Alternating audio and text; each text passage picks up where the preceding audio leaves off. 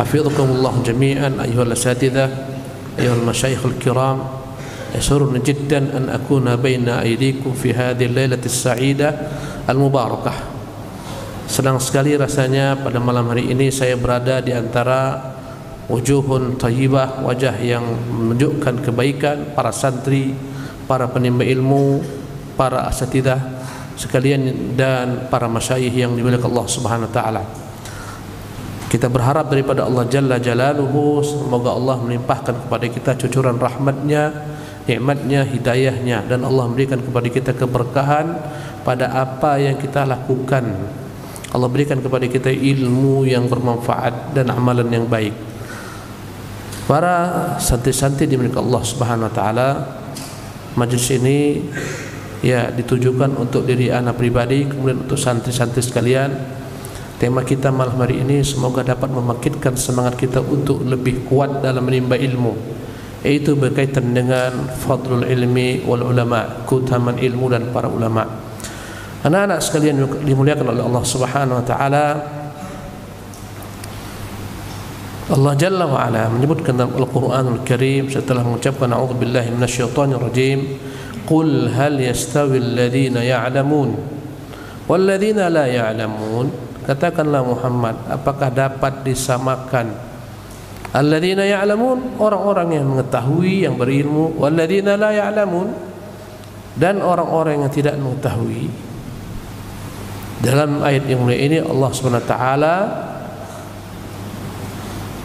menyatakan bahwa tidak akan pernah, istifham litakrir, tidak akan pernah sama antara orang-orang berilmu dan orang-orang tidak berilmu. Ayuhat tullab hafidhukumullah jami'an, jangankan antara orang berilmu dan tidak berilmu, antara binatang saja yang berilmu lebih tinggi kedudukannya dibandingkan binatang-binatang yang tidak berilmu. Allahu Akbar. Dalam kitab Miftahu Daris Sa'adah, ya, Al-Imam Al-Qayyim rahimahullah menjelaskan tentang keutamaan burung hudhud. Burung kecil, hudhud itu burung kecil. Ya. Allah Subhanahu wa taala berikan kepada hudhud ilmu yang tidak dimiliki Sulaiman, yang membuat Sulaiman alaihissalam tunduk. Berkata hudhud setelah Sulaiman memberikan ancaman, ma liya la aral hudhud, mengapa tidak aku lihat ada burung hudhud? Ya, am kana minal ghaibin, atau dia absen.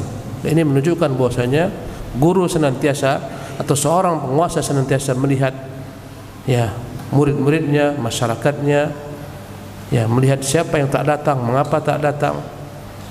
Maka Sulaiman melihat hudhud tak datang dan bertanya mengapa hudhud tak datang. Dan Sulaiman memberikan ancaman, ya, la u'adzibannahu aw la adzbahannahu aw la ya'tiyanni bi sultanin mubin. Aku janji. Ini menunjukkan harus ada hukuman dalam masalah mengajarkan ilmu, ada hukuman. Aku berjanji akan menyiksanya. Bila perlu ku sembelih dia, kecuali bila dia datang kepadaku membawa, ya, keterangan yang nyata sebab uzur mengapa dia tak hadir di majelis. Allahu Akbar. Famakatha ghairu ba'id, tak lama Sulaiman menunggu, datanglah burung hudhud. Berkatalah hudhud dengan lantangnya, ahattu bima lam tuhit bih, wahai baginda, aku memiliki ilmu apa yang tak baginda miliki. Burung hudhud berkata kepada Sulaiman, aku memiliki ilmu apa yang tidak engkau miliki. Ini menunjukkan kepada kita bahwasanya terkadang, ya, al-mafdhul, orang-orang tak utama memiliki ilmu yang tak dimiliki oleh al-afdal, orang lebih utama. Mana lebih utama, hudhud atau Sulaiman? Sulaiman. Mana lebih berilmu, hudhud atau Sulaiman? Sulaiman. Tapi dalam satu bab ini Sulaiman tak memiliki ilmu yang ada pada hudhud. Dan lihatlah bagaimana baginda Sulaiman mengajarkan kepada kita tawadhu. Ya, orang yang lebih berilmu, bila mana ada pada orang yang di bawahnya ilmu, dia tak pernah segan, sungkan, sombong menolak ilmu. Tapi hendaklah dia menerima ilmu, karena ilmu adalah merupakan kemuliaan dari manapun datangnya. Ya, subhanallah. Dalam kisah ini menunjukkan kepada kita bagaimana ilmu menjadi pemutus perkara. Sulaiman bahkan mengutus kelak burung hudhud ini membawa risalah, membawa misi kepada Ratu Saba, Ratu Bilqis. Kawan-kawan sekalian, ini keutamaan hudhud yang punya ilmu. Perhatikan bagaimana Allah Jalla wa'ala memuliakan binatang yang punya ilmu. Dan ini juga dimuat dalam kitab Miftahud Daris Sa'adah, anjing. Allah Jalla wa'ala tidak menyamakan semua anjing. Anjing-anjing itu berbeda. Dalam hadis Nabi pun Rasulullah membedakan anjing-anjing. Ya, barang siapa yang memelihara anjing selain anjing buruan dan anjing melihara tanam-tanaman, akan dikurangi pahalanya 1 kera setiap harinya, dikecualikan. Allahu Akbar. Kita diharamkan ya memakan buruan, kecuali buruan tersebut diperoleh dari anjing-anjing yang diajarkan kepada mereka ilmu berburu. Mukallabina tu'allimunahunna mimma 'allamakumullah fakulu mimma amsakna 'alaikum wadhkuru ismallah. Dalam ayat ini Allah mengatakan anjing-anjing terpelajar dengan ilmu-ilmu yang kalian ajarkan kepada mereka daripada ilmu yang Allah berikan. Makanlah hasil tangkapan mereka. Kata Nabi, idza arsalta kalbakal muallam, jika kau mengutus anjing yang kau telah ajarkan kepadanya, wa dzakarta ismallah, dan engkau menyebut Allah ketika melepasnya, ketika dia menangkap buruan untuk maka makanlah. Buruannya menjadi halal. Dengan sebab apa? Sebab ilmu. Tak sama dengan anjing-anjing yang ada di kampung-kampung, tak sama. Karena ilmu. Bila mana Allah mengangkat ilmu yang ada pada sebagian hewan atas hewan lainnya, bagaimana pula dengan ilmu yang dimiliki oleh manusia? Allahu Akbar. Anak-anak sekalian, sungguh apa yang antum lakukan merupakan kemuliaan. Allah Jalla wa'ala mengangkat derajat orang-orang berilmu. Allah Subhanahu wa ta'ala mengatakan, yarfa'illahu alladhina amanu minkum walladhina utul ilma darajat. Allah mengangkat orang-orang yang beriman di antara kalian dan orang-orang yang diberikan ilmu darajat. Beberapa derajat. Semua orang beriman Allah angkat derajatnya, tapi di antara orang-orang beriman ada yang berilmu, maka Allah lebihkan mereka dibandingkan orang-orang beriman yang tidak memiliki ilmu. Wa fi kullin khair, walaupun semua mereka baik, tapi sebagian lebih baik daripada sebagian lainnya. Allahu Akbar. Bila mana engkau ingin Allah angkat, tak ada jalannya kecuali engkau tempuh jalur ilmu, Allah akan mengangkatmu. Subhanallah. Kadang-kadang saya berbicara dengan kawan-kawan yang sibuk dalam dunia politik dan semacamnya, kawan-kawan yang dulu sama-sama belajar. Pernah saya katakan kepada mereka, ya akhi barakallahu fiik, jika antum menjadi seorang politisi, antum menjadi seorang pejabat, maka antum punya masa, ada masa pensiunnya. Menjadi pejabat, ya mungkin masamu 5 tahun, diperpanjang paling 10 tahun, setelah itu kau pensiun. Ya. Tapi yang namanya ulama tak ada pensiunnya ulama. Ya. Allahu Akbar. Ulama tak ada pensiun, tapi yang namanya jabatan ada pensiunnya. Maka carilah profesi yang tidak ada pensiunnya. Bahkan bukan hanya sampai kita meninggal, setelah kita meninggal ilmu akan terus menerus mengangkat derajat pemiliknya. Kawan-kawan sekalian, semua orang kalau sebutkan Syafi'i rahimahullah, antum akan mengenalnya. Syafi'i, siapa lagi? Imam Malik gurunya, Al-Imam Abu Hanifah, Al-Imam Ahmad bin Hanbal, orang mengenal mereka. Imam yang 4, Syafi'i, terkenal di negeri kita. Bahkan beratus pondok-pondok pesantren bernama Ma'hadul Imam Syafi'i. Sampai kita pun di Batam Ma'hadul Imam Syafi'i rahimahullah.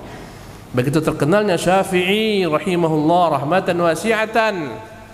Pertanyaannya, mana penguasa-penguasa yang hidup di zaman Syafi'i? Siapa penguasa yang datang silih berganti? Mereka ditelan sejarah, tenggelam. Subhanallah. Mereka lapuk sebagaimana lapuknya sejarah. Mereka usang, tertimbun, tertanam. Mana orang-orang miliarder pada masa Syafi'i rahimahullah? Mana mereka? Mana penguasa-penguasa? Syafi'i kekal dalam hati manusia. Kitabnya dibaca, murid-muridnya menukil tentangnya ilmu-ilmu. Subhanallah. Tak pernah mereka mati. Kita mengenal para masyayikh yang kontemporer, Syekh Muhammad bin Shalih Al-Utsaimin, yang gurunya adalah Syekh Abdul Aziz bin Baz, sahabatnya Syekh Muhammad Nasir Al-Albani rahimahullah. Ya, kemudian sahabat mereka Syekh Muqbil bin Hadi, hum ulama'una, mereka ulama-ulama kita. Mereka semua telah meninggal. Jasad mereka terkubur dalam tanah, tapi ilmu mereka kekal selama-lamanya. Seolah-olah kita tak pernah merasakan mereka mati. Jasad mereka mati, tapi ilmu mereka tersebar. Kitab-kitab mereka dibaca, dipelajari, diulang-ulangi. Allahu Akbar. Inilah makna yarfa'illah, Allah angkat mereka. Subhanallah. Penguasa datang silih berganti, orang-orang kaya datang silih berganti, mereka tenggelam dalam sejarah. Tapi ulama kekal selama-lamanya. Allahu Akbar. Maka kawan-kawan sekalian, jika engkau ingin dikekalkan lama-lama, tak ada jalannya kecuali jalan ilmu. Idza mata ibnu Adam anqata 'amaluhu, kalau anak Adam meninggal terputus semua amalannya, illa min thalathah, kecuali 3 hal: shadaqatin jariyatin, sedekah jariyah. Ya, ini orang kaya bisa buat. Aw ilmin yuntafa bi, ilmu yang bermanfaat, ini kita bisa buat. Ya, awaladun salihin yad'u lahu, atau anak-anak saleh yang kita miliki. Ini bisa kita upayakan. Subhanallah. Bila tak mampu menjadi orang kaya, anak-anakku sekalian, jadilah para ulama. Subhanallah. Kata Nabi kita yang mulia, la hasada illa fi ithnatain, kau tak boleh iri kecuali kepada 2 tipe manusia. Ya, ada salah seorang teman sahabat, dia berkata, Ustaz, aku pingin sekali anakku jadi ulama, aku sekolahkan ke pesantren, tapi harapanku tak terwujud. Ya, selesai pesantren, mereka sibuk belajar segala macam perkara-perkara dunia. Ya, mereka menjadi ini, menjadi itu. Subhanallah. Saya Ustaz sedikit kecewa. Saya wallahi, kalau andai kata saya boleh mengulang kehidupan, kalau saya menjadi mereka, saya akan belajar. Saya ingin mengirim mereka belajar ke Mekah, belajar ke Madinah, ke Ma'al Haram. Kalau tidak bisa masuk UIM, saya tu pingin, tapi mereka tak bisa Ustaz. Mereka tak punya keinginan. Saya katakan, akhi barakallahu fik, saya hibur dia. Tak semua orang bisa menjadi ulama, tapi antum tanamkan kepada anak antum. Andai kata kau tak jadi ulama, hendaklah kau jadi orang kaya, yang dengan kekayaanmu kau dukung ilmu, kau dukung sarana ilmu. Suruh anakmu belajar benar-benar tentang perkara dunia, bisnis, jadikan dia orang kaya. Tapi ingat, orang kaya yang mendukung ilmu, mendukung kebenaran. Berkata Nabi SAW, la hasada, tidak ada yang namanya boleh seseorang untuk merasa iri. Iri bermakna ghibtah. Iri yang dilarang adalah iri agar nikmat yang ada pada orang hilang. Ini enggak. Tapi ingin berpacu. La hasada illa fi ithnatain, tidaklah boleh orang itu iri kecuali dalam 2 perkara. Ya.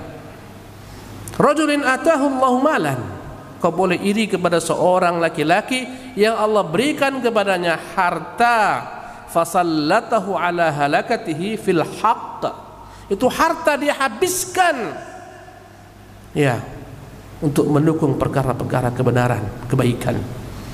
Ini orang yang bermanfaat. Subhanallah. Banyak orang-orang kaya yang cerdas.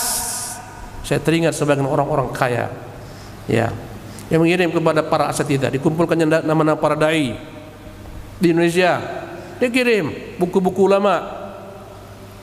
Kalau antum request buku apa, saya kirim. Datang berkotak-kotak ke rumah kita buku. Subhanallah. Berjilid-jilid. Allah alam berapa harganya, jutaan harganya. Dia kirim. Subhanallah. Dia santai di rumah, dia sibuk dengan bisnisnya. Tiap kali buku dibaca, diajarkan, mengalir pahala ke dia. Allahu Akbar. Maka saya katakan kepada kawan saya hibur dia. Tak semua orang memang sanggup menjadi ulama. Ya, bila mana anakmu tak mampu jadi ulama, mungkin cucumu, tapi tanamkan kepada mereka, hendaklah engkau kalau tak jadi ulama, jadi orang apa? Orang kaya yang mendukung ilmu. Subhanallah. Ya, banyak orang tua yang untuk anaknya dia berkorban segala-galanya. Bahkan dia rela banting tulang agar anaknya jadi ulama. Antum nih sekarang di sini anak-anakku, Orang tua antum tuh kerja banting tulang, antum nggak tahu. Antum nggak tahu mereka tak punya uang, mereka harus pinjam ke sana kemari, harus jual ini jual itu agar antum bisa sekolah. Luar biasa jasa orang tua, subhanallah. Ya, maka sadarilah, jangan mereka dikecewakan. Mereka tak ingin daripada antum balasan, tak ada. Mereka ingin agar antum bermanfaat bagi umat. Ya, saya teringat dengan orang tua salah seorang ulama Pakistan, Ihsan Ilahi Zahir. Ihsan Ilahi Zahir rahimahullah, yang mati dibunuh oleh kaum Syiah, dibombardir, dibom ketika acara, ditembak. Orang tuanya kaya raya. Ya, orang tuanya memberikan segala sesuatu sarana agar Ihsan ini kelak menjadi orang besar. Semua diberikan yang baik-baik, ya, alat tulis yang terbaik, tas yang paling baik, buku yang paling baik, semua apapun yang dibutuhkan Ihsan Ilahi Zahir dia berikan. Anaknya jadi ulama besar, kitabnya begitu banyak, menyerang kaum Syiah, menyerang kaum Sufi. Subhanallah. Tamatan Madinah, nyambung S2 di sini, nyambung S2 di sana, ilmu luar biasa. Allahu Akbar. Ini orang tua yang luar biasa pula. Sebagian orang tua hadahumullah takut keluar uang untuk anak-anaknya. Kadang-kadang semua dia beli, tapi SPP pun nunggak. Tapi tidak orang tua di pondok as-sunnah ini, as-sunnah orang tuanya Masya Allah semuanya baik-baik, tak pernah terlambat bayar SPP. Insya Allah tabaraka ta'ala. Ya, anak-anak dimuliakan oleh Allah subhanahu wa ta'ala. Jadi kata Nabi, tak boleh kau merasa iri kecuali kepada dua manusia. Seorang laki-laki Allah berikan kepadanya harta yang dia gunakan, habiskan hartanya untuk kebaikan.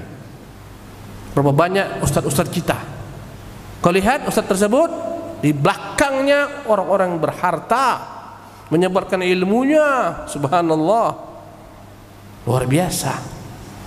Ini mereka sama dengan para ulama, walaupun ulama lebih tinggi daripada mereka karena mereka berinfak dengan sebab ilmu. Saya teringat perkataan Syekh Masyhur Hasan Salman hafizahullah, segala macam kebaikan akan kembali kepada ulama. Pahala segala macam kebaikan kembali kepada ulama. Pahala orang kaya yang berinfak, mengapa berinfak? Dengan sebab ulama. Pahala para mujahidin yang berjihad akan mengalir kepada para ulama karena mereka berjihad dengan sebab ulama. Pahala orang berbakti kepada orang tua akan kembali kepada para ulama karena mereka yang mengajarkan mereka untuk berbakti kepada orang tua. Bahkan katakan segala bab ibadah semuanya akan kembali keutamaannya kepada para ulama. Orang kaya, subhanallah, meski mereka mendapatkan ganjaran yang besar daripada infaknya, sedekahnya, tapi berinfak bersedekah ini mereka dapat mengamalkannya karena ilmu dari ulama. Tetap subhanallah, meski mereka berserikat dalam pahala, ulama tetap di atas mereka, subhanallah. Adapun manusia yang kedua, berkata Nabi yang mulia sallallahu alaihi wasallam, wa rajulin atahu Allah al-hikmah. Tak boleh iri kecuali yang kedua kepada seorang laki-laki Allah berikan kepadanya hikmah. Ya, tak akan mungkin orang menjadi orang bijak kecuali dia memiliki ilmu. Teringat pernyataan salah seorang ulama, ya, yang mengatakan, ya, al-hikmah adalah gabungan daripada ilmu, ya, gabungan daripada ilmu dan akhlak. Itulah hikmah. Kadang-kadang ada ilmu tapi tak punya akhlak. Bisa terjadi, Ustaz? Bisa. Kadang-kadang akhlak baik tapi tak punya ilmu. Bila bergabung itulah hikmah. Wa man yu'tal hikmata faqad utiya khairan katsira. Di antara makna hikmah adalah al-isabatu fil haq. Hikmah adalah menepati kebenaran, di mana dia tahu kapan dia harus bersikap, kapan dia harus berkata-kata, kapan dia harus menahan perkataan, kapan dia harus tegas, kapan dia harus lembut, lunak. Inilah hikmah. Dan itu semua akan dicapai dengan ilmu. Karena itulah orang kedua adalah seorang yang Allah berikan kepada hikmah, fahuwa yaqdi biha wa yu'allimuha. Dengan hikmah dia memutuskan perkara antara manusia, dengan hikmah dia mengajarkan kepada manusia. Di antara makna hikmah adalah sunnah. Ya, Alkitab, Al-Quran, Al-Hikmah adalah sunnah, sebagaimana terbuat dalam sebagian ayat. Ya, wa yu'allimuhul kitaba wal hikmah. Al-Kitab, Al-Quran, Al-Hikmah, sunnah, semuanya ilmu. Jadi anak-anakku sekalian, Ustaz, aku agak payah lah Ustaz, menghafal Quran agak sedikit payah. Ya, ini pun payah, kayaknya tamat ini aku mau cari harta aja. Silahkan jadi orang kaya, silahkan. Tapi jangan jadi orang kaya untuk dirimu sendiri, untuk engkau dan anakmu semata, istrimu, tetanggamu. Tidak, engkau jadi orang kaya, hendaklah kau dukung dengan kekayaanmu, ilmu, ulama, sarana, fasilitas. Bangunkan masjid, bangunkan sekolah, bangunkan pesantren, bangunkan panti asuhan, cetak buku, sebarkan ilmu. Subhanallah, kawan-kawan sekalian, anak-anakku, Al-Imam Syafi'i rahimahullah mengajarkan kepada kita tentang ilmu. Dalam perkataan beliau masyhur, "Akhi, lan tanala al-ilma illa bisittah." Saudaraku, engkau tidak akan pernah mendapatkan ilmu kecuali dengan 6 hal.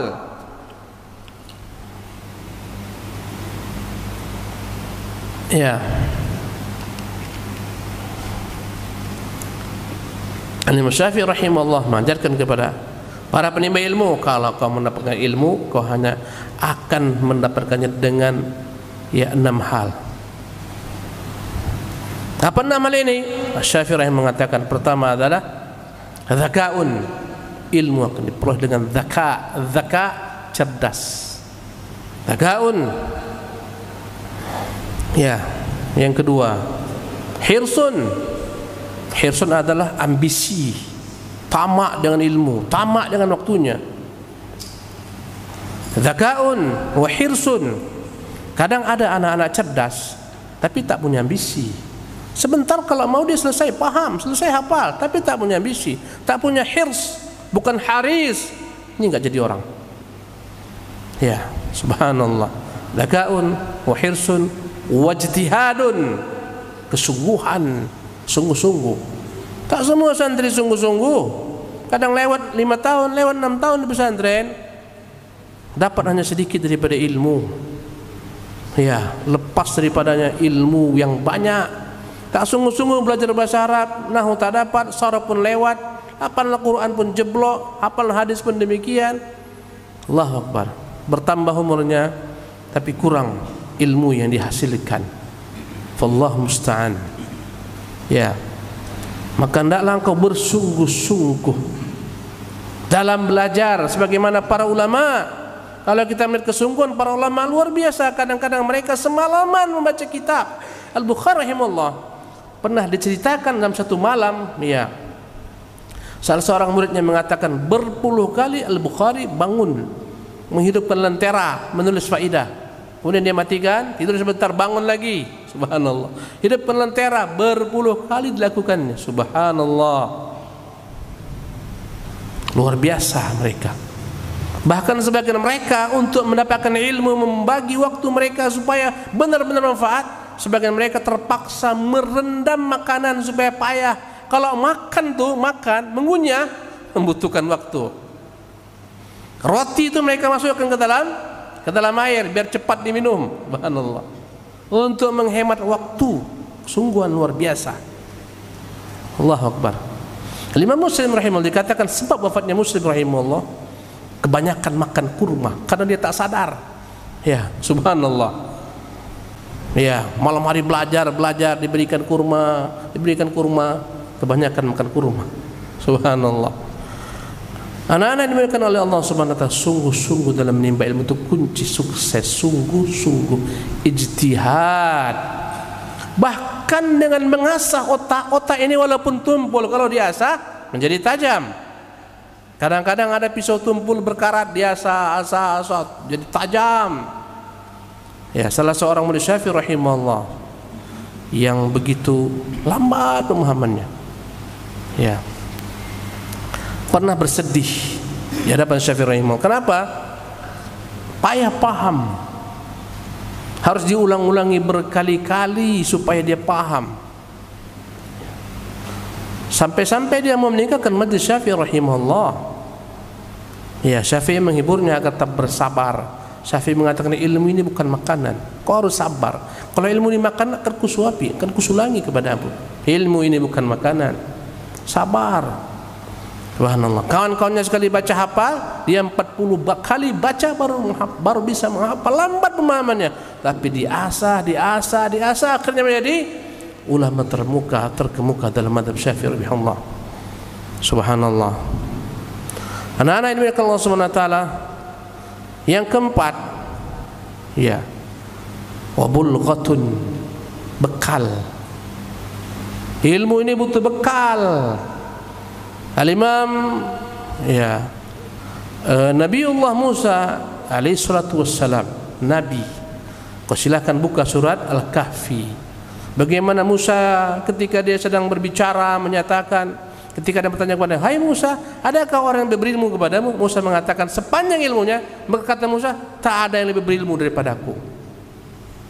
Musa bukan sombong. Musa menyatakan apa yang dia ketahui.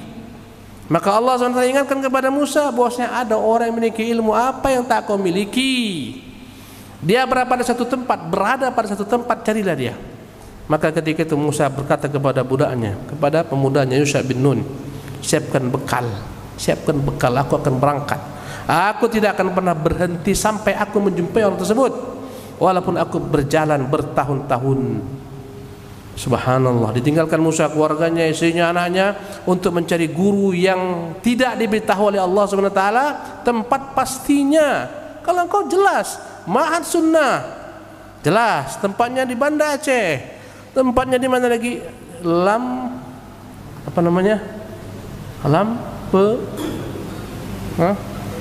Lampenerut. Allahu Akbar. Lampenerut. Gampang. Tadi saya sampai kemari, tengok langsung keluar, ikut. Subhanallah. Musa alaihissalam tak tahu di mana tempatnya. Yang penting dia berjalan. Ya. Ketika itu budaknya berkata, wahai Tuhan, sampai kapan kita berjalan? Tak jelas ini. Kata Musa, tak peduli sampai aku jumpa dia. Berjalan ya sepanjang pantai. Mereka pun letih. Musa alaihissalam istirahat dengan budaknya. Ketika mereka istirahat, tiba-tiba budaknya membawa bekal tadi, ikan. Ya, dalam tempat wadah terkena air, tiba-tiba ikannya langsung hidup, loncat, kemudian jalan ke lautan. Subhanallah. Ya, ada sebagian ikan yang itu bisa bertahan lama dalam keadaan seolah-olah mati. Ya, tapi kalau kena air langsung hidup. Ya, di sebagian tempat kita lihat tanahnya retak-retak. Mereka tahu ketok-ketok dalamnya ada ikan. Mereka ambil ikan seolah-olah ikan mati, kering. Ya, mereka goyang-goyang, masukkan ke air langsung hidup. Subhanallah, bertahan. Ya.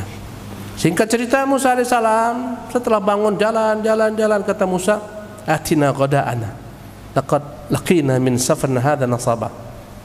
Dia katakan, mana makanan kita mana, bekal kita mana? Kita telah letih. Artinya ilmu butuh bekal. Berkatalah ketika itu budaknya, aduh Tuhan, aku lupa memberitahukanmu, manakala kita dari istirahat itu ikan kena air loncat ke lautan. Aku lupa memberitahukanmu, tak ada lagi bekal kita. Maka berkata Musa, ini yang kuinginkan. Berarti disitulah tempat kita akan bertemu dengan orang yang dijanjikan. Ya. Maka Musa kembali berjalan jauh, jumpalah dengan Khidir alaihissalam. Ya. Musa mengucapkan kepadanya salam dengan ta'zim, memuliakan gurunya. Padahal Musa lebih utama daripada Khidir. Musa mengucapkan salam, berkata, saya Musa. Ya. Maka Khidir mengatakan, Musa yang mana? Musa Bani Israel. Ada apa kebutuhanmu? Aku datang untuk mempelajari ilmu yang tidak aku miliki daripadamu. Berkata sang guru, kau tak mampu sabar denganku. Lan tastati'a ma'iya sabra. Ya, ini menunjukkan kepada kita ilmu itu butuh kesabaran. Maka berkata ketika itu Khidir, engkau tak sanggup, tak sabar. Maka berkatalah ketika itu Musa, aku akan berupaya untuk sabar. Oke, kalau kau sabar, jangan tanya apapun sampai nanti kuberitahukan kepadamu. Siap? Siap. Subhanallah. Ustaz menceritakan dengan gaya bahasa Ustaz. Untuk mau tahu rinciannya lihat dalam surat Al-Kahfi. Maka mereka pun berjalan, ada bahtera, mereka pun mengendarai bahtera tersebut. Ya, sampailah ke tepian. Ketika lalai pemilik bahtera, pemilik sampan dikupak oleh Khidir.